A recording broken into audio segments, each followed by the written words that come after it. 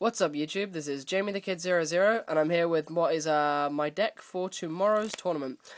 Some of you may have seen my Twilight build in an earlier video, which looking back on I really wasn't proud of, just didn't really work out as well as I'd liked. So here I am with the concluded Lightsworn build that I've been playing a lot of playtests with on Dueling Network and I'm really pleased with. So I thought I'd share it with you, even though I'm aware that some people from my locals follow this channel. I guess I'm going to take the risk of revealing my deck early to you guys, so quick, get your side decks sorted. Anyway, here it comes. This is going to be my Lightsworn deck for tomorrow. First up, the main card of my deck still is going to be Blackluster Soldier Envoy of the beginning, simply because I run Darks in this deck as well as Lights, and I feel I can get him out. Got my monster reincarnations to keep me bringing him back out. So I'm sure this guy's still going to be consistent, even in a mainly light deck now. Moving on, we have 3 Judgment Dragon. Managed to get hold of a third one. Again, literally, Konami gave me 3 boss monsters, so I'm going to use 3 boss monsters. I don't have much more to say on that matter, but 3 Judgment Dragon. I don't think it's going to be cloggy. I'm opting not to run Dark Arm Dragon to stop these being as cloggy as they will be. Again, they can be switched out for fodder. They will be milled. I just want to maximize my chances of getting them to my hand more than anything else. Next card up is 1 Eren. I might run 2, but 1 seems to do its job just now. Next up, I run 2 Lila.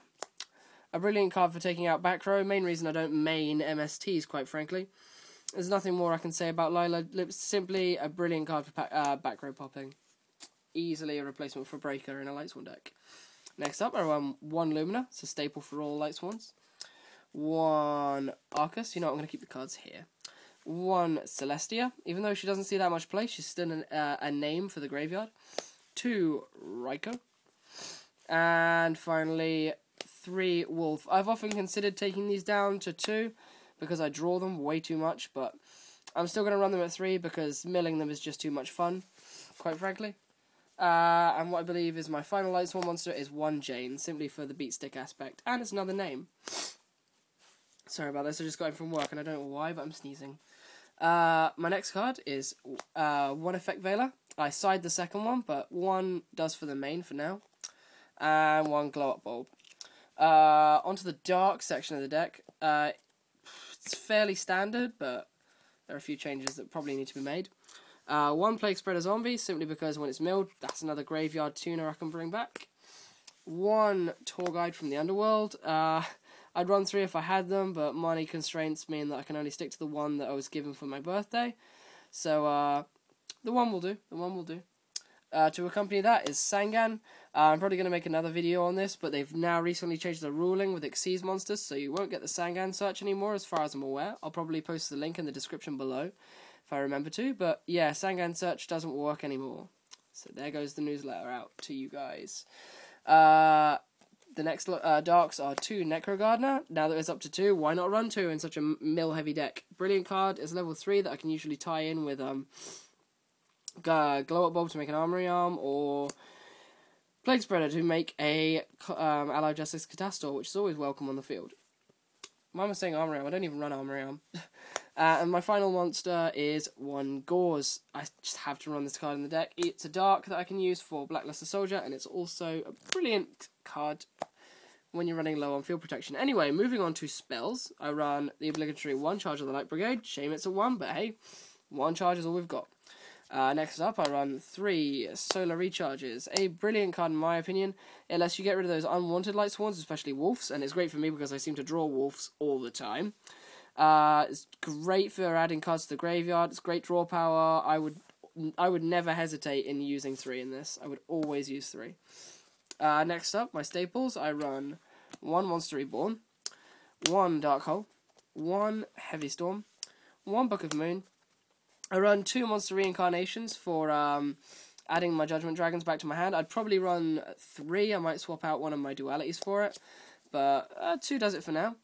I run 2 Pot of Duality. I know I special summon a lot in this deck, but this I usually hold on to Duality because it helps me kind of search for my Judgment Dragons, search for my my Solar Recharges. It lets me prepare for a special summon next turn, because of course I can't special summon when I use this card, but it's still very effective in this deck in my opinion, but it's probably going to be a card I quickly side out.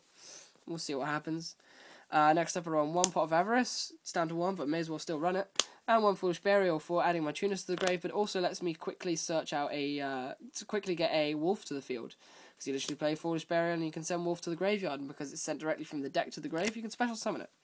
Brilliant card. Anyway, that's it for my spell lineup. Onto my trap lineup. My trap lineup has actually grown since the last video. I didn't think I'd run this many traps, but I'm actually going to do it. I'm just kind of pretending that Heavy Storm doesn't exist, mostly setting one back row at a time. So yeah, here come my traps. I'm playing 1 Mind Crush and 1 Trap Dust Shoot. I'd probably run 2 Mind Crush if there was more room in the deck, because this is already a 44 card deck, so I didn't really want to run another Mind Crush. And Trap Dust Shoot, these two are devastating on the first turn. I've opened this on quite a few games. Dust Shoot is great nowadays because your opponent isn't going to be committing to the back row anymore with Heavy Storm about. So they're going to have 4 cards in their hand quite often, so this is a really good choice to make. Mind Crush, although searching is going to be less abound, with the Tour Guide, well, what was going to be the Tour Guide Sangan combo, you could have killed any searches there, but Mind Crush is still great for taking out anything that your opponent has searched their hand, or something you just have a hunch they've got, really. It's usually easy to call. Speaking of call, next up we have 2 Call of the Haunted. It's a chainable trap in my opinion. I can run, my favourite trick to do is when you've got a Sangan in the grave and your opponent Heavy Storms, you literally flip Heavy Storm, bring out your Sangan, flip Heavy Storm, flip Call of the Haunted, bring out your Sangan, Call of the Haunted is then destroyed, Sangan is destroyed, and you get your search. Brilliant card. Or I would definitely run 2 now that Heavy Storm is about. Now for the unchainable cards, which I still want to run, I'm running the Solemn Brigade. Simply because I can't game without these 3 cards. I just feel really exposed playing without these cards. It's really useful to have them around, even with Storm out. And I haven't Solemned a Storm yet, but I would be willing to protect stuff like, warnings, maybe. Depending on what's going on the field, I would be willing to Solemn a Storm. But we'll see what happens. But yeah, guys, that has been the main deck for my Lightsworns. Now onto the extra. This extra is probably going to be subject to change, but just let me readjust. This is what I've got so far. 2 Allied Justice Catastors for my level 5. I might be borrowing a friend of mine's a Hyper Librarian and changing one of these out for it. I just don't know yet. But yeah, 2 Catastors. Next up for my level 6s, I run 1 Gaia Knight and 1 Brainiac. Gaia Knight for getting over Stardust, Brainiac for getting over anything else, put it that way. Especially the Exceases, helps me with that. Next up for my level 7s, I run Black Rose and Scrap Arcfiend. In hindsight, I'm probably going to change Arcfiend out for Ancient Fairy Dragon for dealing with Gravekeepers and the like, but I personally run Scrap Arcfiend at the moment. Just for the beat stick aspect, it just helps, because Black Rose isn't that much of a beater if you don't want to nuke the field. But hey, on to level 8, so I run 1 Stardust and 1 Scrap Dragon. Again, the staples, the 2 best 8s. I might run Colossal Fighter, but for the moment, I really don't need him. So these 2 are good enough. Onto my level 9s, I run Trishula and Mistworm. Literally because, again, I couldn't choose between the 2. I've played Trishula when I really wanted Mistworm, so I had to put Mistworm in. Pure and simple, really. I have to run the 2. And finally, for my level 10s, because I do get into 10s quite a bit with this deck, I run 1 Ally of Justice Decisive Armor, simply because it's a massive beat stick. Just solves problems for me. Moving on to Exceases now, I run 1 Leviair, the Sea Dragon, 1 Utopia, 1 Steel Swarm Roach, and finally I run 1 Fusion, which is Chimeratech Fortress Dragon for use with my Cyber Dragons in my extra. My side. I'm probably going to have to make room for a Leviathan Dragon in my extra deck, because Leviathan, well, I'm going to have to make the room. It's just my Leviathan Dragon that was on order hasn't come through yet, so still waiting on that. But yeah, anyway, moving on, because I'm running out of time. Here is my side deck.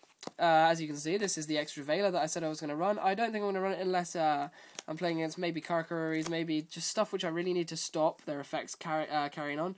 So definitely against someone who's running Tour Guides, I will be running both the Veilers. Next up, I run 2 Cyber Dragons. These are literally for dealing with other machine decks, so Gadgets and Karakuris, as is System Down. It's the same deal. I'm pretty afraid of machines with this deck, so just running that to be safe.